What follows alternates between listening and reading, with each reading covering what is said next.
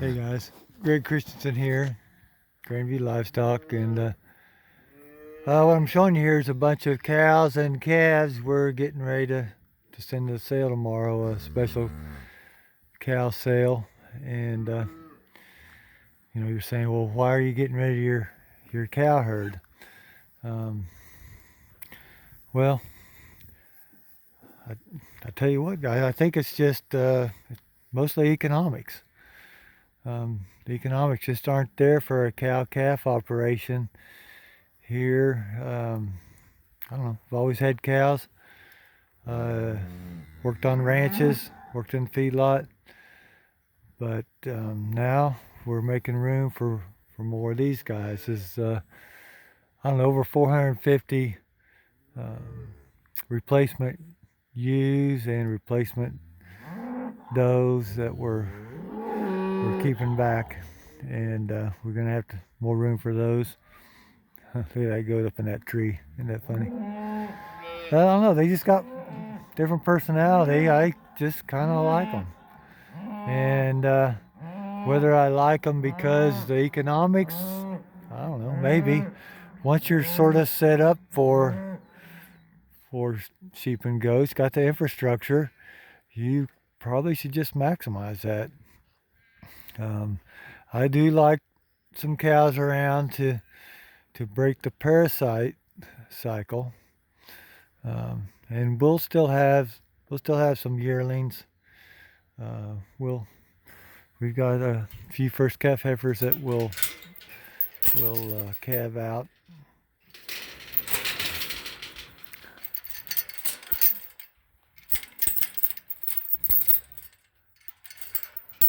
But I don't know. Sheep, goats. I don't know. To me, too, they're more fun. I don't know. I just like them. Look at that. That goat's up in that tree, eating the limbs off that tree. Um, Now there's other issues. You got to deal with the parasites. Got to deal with the predators, and there's a predator protector right there, a sheep and goat protector. Yeah, but once you start getting those things worked out, and once your place is set up for it, um, there's no reason not to maximize. If you like them, and I guess I've lived long enough to realize you sort of have to do what you like, and what you like doing, you'll be good at, and then you'll do more of, and then you'll be successful. Um, and it's taken a lot of years, um, but it's not been excruciatingly difficult. It's just been it just takes persistence. It takes gumption. It takes just keeping after it when 95% of everybody else is going to give up.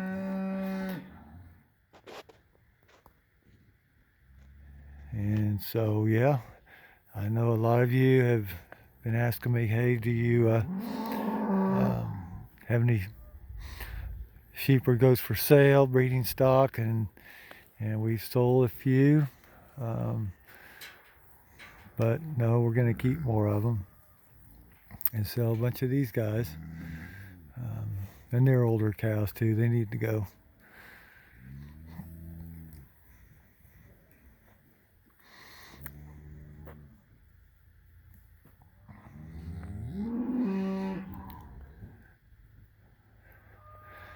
And for you guys starting out, um, sometimes it seems like it's a long road, but one day you'll wake up and you'll be as old as I am, and you'll say, well, it seemed like just yesterday I was starting out in this.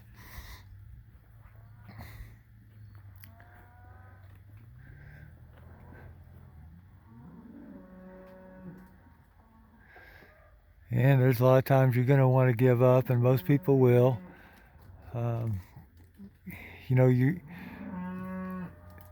get paid for the problems you figure out, and the bigger the problems you figure out, the more money you make. I mean, that's how it boils down. I mean, if you figure out how to, you don't put the canned goods on top of the bread, right? You know, if you're a checkout bagger at a grocery store. If that's the biggest problem you can figure out, that's where you're going to spend most of your life. But you start figuring out the bigger problems, and then you get paid more. And you start figuring out the problems with raising sheep and goats, and then you just get paid more. And I hope these videos have helped you guys, you know, figure out some of those problems, and I hope to do a better job of helping you figure those out.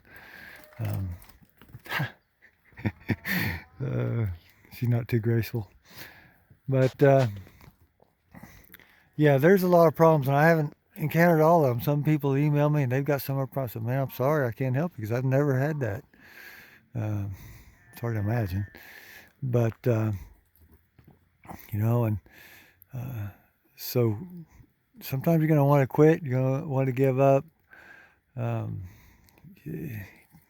just tell people, they say, well, how many should I start with? I say, start big enough that when a problem arises, you're going to figure it out. You can't just sell out. You know, you're not tempted just to take 4 or 5 head and I'm just going to get rid of them. You know, start out big enough that you're going to figure the problem out, whatever it is, and there's going to be some. So we had a problem. We didn't have enough pasture. And, you know, another thing that made that problem worse was some of the pasture we had I could grow soybeans on. Soybeans are worth like 14 bucks a bushel now. Well, it just doesn't, I can't graze cows there. I don't know that I can graze goats there, so we're going to plant soybeans there. We got other places we can put these goats, but I got to get rid of the cows. So sometimes those business decisions that you have to make, you don't even know how to make them because you don't know your profit numbers. You don't know if you're making a profit or not. And that's real important to realize if you're, you know, what's making money on your place.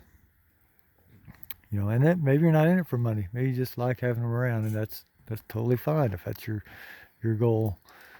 But here at Grandview Livestock, our mission statement is to make a profit on our livestock for us and our landlords. So these cows are headed to the sale tomorrow, guys, and I wish you luck in your sheep and goat endeavors.